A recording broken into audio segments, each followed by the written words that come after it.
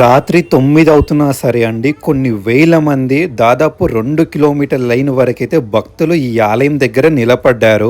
ఒకే ఒక ముడుపు కడితే చాలండి, అది ఎంత పెద్ద కోరికైనా సరే తప్పకుండా ఈ ఆలయానికి వస్తే ఆ కోరిక నెరవేరాల్సిందే. ఇది నేనంటున్న మాట కాదండి, ఇక్కడికి వచ్చే ప్రతి ఒక్క భక్తుడి నోట్ల అదే మాట వస్తుంది. ఈ ఆలయంలో చూడండి, ఈ లైన్ లో మీరు అబ్జర్వ్ చేసినట్టయితే కొన్ని వందల మంది, కొన్ని వేల మంది మహిళలు, చిన్నపిల్లలు ముఖ్యంగా ఉంటారండి. ప్రతి ఒక్కరూ వాళ్ళ కుటుంబ సభ్యులతోటి ఈ ఆలయానికి వచ్చి అమ్మవారికి ఒక ముడుపు కడతారండి. గుమ్మడికాయ దీపం అమ్మవారికి ఇష్టం అని చెప్పేసి పెడతారు. ఎటువంటి కోరికైనా సరే, ఆరోగ్య సమస్య అయినా సరే, పెళ్లి కాకపోయినా సరే, లేదంటే సంతానం కలగకపోయినా సరే, ఎటువంటి నరదృష్టి ఉన్నా సరే ఈ ఆలయానికి వచ్చి అమ్మవారికి కోరుకుంటారండి. మీరు చూస్తున్నారు కదండి, ఎంత దూరం పోతున్నా కొద్దికి లైన్ వస్తూనే ఉందండి.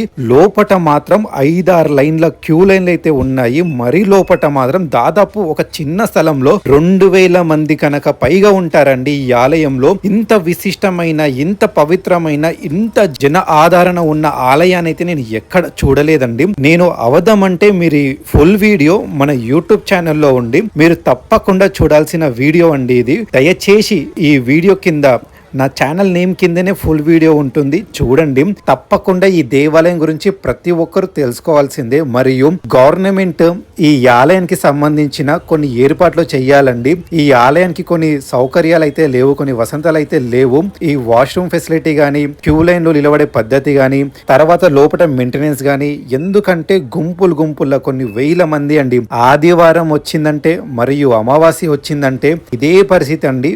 వేల మంది అయితే ఈ ఆలయంలో కనిపిస్తారు. చాలా దూరం ప్రాంతాల నుంచి కొన్ని వేల మంది అమ్మాయిలు వస్తారు. ఆదివారం గాని, అమావాస్య అప్పుడు గాని మీరు దర్శనం చేసుకుని దబ్బున వెళ్ళండి. లేడీస్ కి చాలా కష్టం అవుతుంది.